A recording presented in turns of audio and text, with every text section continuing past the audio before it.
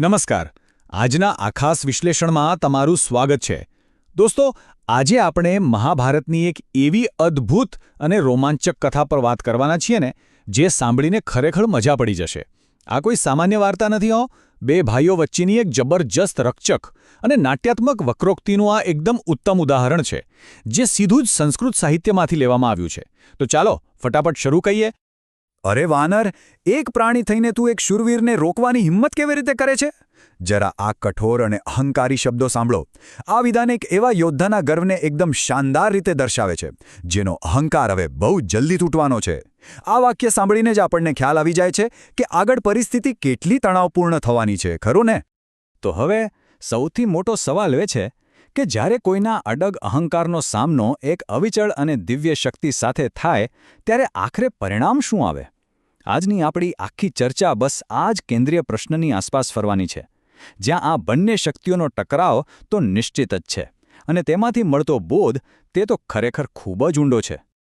ચાલો, આપણે પહેલા વિભાગથી શરૂઆત કરીએ. સૌગંધિકા પુષ્પની અનોખી શોધ. આ આખી ઘટનાની શરૂઆત ક્યાંથી અને કેવી રીતે થાય છે તે સમજવું ખૂબ રસપ્રદ છે. તો વાત કંઈક એવી છે, આ સૌગંધિકા હરણમ નાટકની પ્રસ્તાવના મુજબ દ્રૌપદીને ક્યાંકથી સૌગંધિકા નામનું એક અત્યંત સુગંધીદાર ફૂલ મળી જાય છે. હવે સ્વાભાવિક છે કે તેમને આવા બીજા ફૂલો મેળવવાની તીવ્ર ઈચ્છા જાગે છે. તેમની આ ઈચ્છા પૂરી કરવા માટે આપણા શૂરવીર ભીમસેન ફટાફટ જંગલમાં દોડી જાય છે, પણ તેમને જરાય ખ્યાલ નથી કે રસ્તામાં આગળ જતા તેમની રાહ કોણ જોઈ રહ્યું છે. હવે આવે છે આપણો બીજો ભાગ, ભીમસેનનો અંધ અહંકાર અને ક્રોધ. જંગલના પેલા સાંકડા રસ્તા પર હવે એક રોમાંચક સામનો થવાની તૈયારી છે. આ દ્રશ્યમાં જે બે પાત્રો છે, તેમની વચ્ચેનો સ્પષ્ટ વિરોધાભાસ ખરેખર જોવા જેવો છે. એક બાજુ છે ભીમસેન, જે એકદમ ક્રોધિત છે, પોતાને એક મહાન ક્ષત્રિય માનવાનો ભારે અહંકાર ધરાવે છે અને અત્યંત ઉતાવળમાં છે. જ્યારે બીજી બાજુ છે હનુમાનજી. તેઓ એક વૃદ્ધ વાનરના વેશમાં રસ્તો રોકીને એકદમ શાંત અને રમૂજી મિજાજમાં બેઠા છે. ભીમનો આ અંધ અહંકાર અને હનુમાનજીની પેલી જ્ઞાની સ્વસ્થતા વચ્ચેની આ સરખામણી જ આ આખા દ્રશ્યને એકદમ જીવંત બનાવી દે છે. ચાલો, હવે આગળ વધીએ ત્રીજા ભાગ તરફ, હનુમાનનો ચતુર વેશાવતાર અને નાટ્યાત્મક રહસ્ય. ભીમ ભલે આ વાતથી સાવ અજાણ હોય, પણ દર્શક તરીકે આપણે સૌ જાણીએ છીએ કે આ કોઈ સામાન્ય વાનર તો બિલકુલ નથી જ. તમે જોશો તો મૂળ સંસ્કૃત પાઠ્યપુસ્તકમાં નાટકકારે કલાકારો માટે સંવાદોની સાથે કેટલીક ખાસ સૂચનાઓ પણ આપી છે. આને આપણે સ્તરોવાળા સંવાદો કહી શકીએ, જેમાં એક પાત્ર બહારથી કંઈક બીજું જ બોલતું હોય, પણ અંદરથી તેની ભાવનાઓ તદ્દન અલગ જ હોય.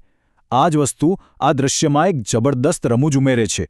નાટકની દુનિયામાં એક શબ્દ છે સ્વગતમ અથવા આત્મગતમ, જેનો સીધો અર્થ થાય છે પોતાના મનમાં બોલવું. આ દ્રશ્યમાં આંતરિક રીતે હનુમાનજી પોતાના નાના ભાઈ ભીમને જોઈને એટલા બધા ખુશ છે કે તેમની આંખોમાં હર્ષના આંસુ આવી જાય છે. તેમના મનમાં ભીમ પ્રત્યે અપાર પ્રેમ ઉભરાઈ રહ્યો છે, જે તેઓ મનમાં ને મનમાં જ વ્યક્ત કરે છે. અને હવે આનાથી તદ્દન વિપરીત શબ્દ સમજીએ, પ્રકાશમ, એટલે કે મોટેથી બોલવું, જેથી આસપાસના લોકો સાંભળી શકે. બાહ્ય રીતે હનુમાનજી જાણી જોઈને એવા કઠોર અને રમૂજી શબ્દોનો ઉપયોગ કરે છે, જેથી ભીમનો રસ્તો રોકી શકાય અને તેને બરાબરનો ગુસ્સો અપાવી શકાય. અંદરથી અઢળક પ્રેમ અને બહારથી આટલી કઠોરતાનો આ તફાવત લેખકની કલાનું એક એકદમ ઉત્તમ ઉદાહરણ પૂરું પાડે છે. આ સાથે આપણે પહોંચ્યા છીએ ચોથા ભાગ પર, શબ્દોનું યુદ્ધ, અહંકાર અને શાણપણનો ટકરાવ. એક અહંકારી યોદ્ધા અને છુપા વેશમાં રહેલા દેવતા વચ્ચેની આ શાબ્દિક લડાઈ માટે હવે મંચ સંપૂર્ણપણે તૈયાર થઈ ચૂક્યો છે. આ દલીલ ધીમે ધીમે કેવી રીતે આગળ વધે છે તે જોવાની બહુ મજા આવે છે. સૌથી પહેલાં તો ભીમ આશ્ચર્યથી એક વાનરને પોતાનો રસ્તો રોકતો જુએ છે અને સીધો તેને દૂર હટી જવાનો અહંકારી આદેશ આપે છે.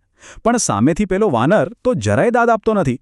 ઉલટાનું તે ભીમના કઠોર શબ્દો અને શૂરવીરતાની મજાક ઉડાવે છે. આ સંવાદો દ્વારા ધીમે ધીમે રમૂજનો ઉપયોગ કરીને ભીમના પેલા વિશાળ અહંકારને હળવેકથી તોડવામાં આવે છે. આખી પરિસ્થિતિ અત્યંત રમૂજી હોવા છતાં એકદમ ગંભીર બની જાય છે. હનુમાનજીનો આ ચતુર કટાક્ષ જરા સાંભળો. હું તો જંગલનું એક સામાન્ય પ્રાણી છું, પરંતુ આવા કઠોર શબ્દો બોલનાર તું વળી કેવો શૂરવીર છે? શું વાત છે? આ તેજસ્વી રીતે દર્શાવે છે કે કેવી રીતે હનુમાનજી ભીમના અહંકારને જ તેની સામે હથિયાર તરીકે વાપરે છે. અને સ્વાભાવિક છે કે ભીમ પાસે આ સચોટ તર્કનો કોઈ જ જવાબ બચતો નથી. અને હવે આપણે અંતિમ 5મા ભાગ તરફ આવીએ છીએ, વિનમ્રતાનો પાઠ, આ પૌરાણિક મુલાકાતનો બોધ. આખી વાત ધીમે ધીમે એક એવા મહત્વપૂર્ણ શિખર પર પહોંચે છે જ્યાંથી આપણને એક અત્યંત ઊંડો અને જીવનમાં ઉતારવા જેવો બોધ મળે છે. આ આખા સંવાદ અને આજના આપણા આ વિશ્લેષણનો મુખ્ય સાર એકદમ સીધો છે. સાચી તાકાતને ક્યારેય બડાઈ મારવાની જરૂર હોતી જ નથી. આ વાર્તા આપણને વારંવાર યાદ અપાવે છે કે દુનિયાના સૌથી મહાન અને શક્તિશાળી યોદ્ધાઓ પણ ક્યારેક ને ક્યારેક પોતાના અહંકારના શિકાર બની જ જતા હોય છે. શક્તિનું પ્રદર્શન ત્યારે જ શોભે છે જ્યારે તેની સાથે વિનમ્રતા જોડાયેલી હોય. આ રસપ્રદ વિશ્લેષણના અંતે એક પ્રશ્ન ખરેખર વિચારવા જેવો છે દોસ્તો.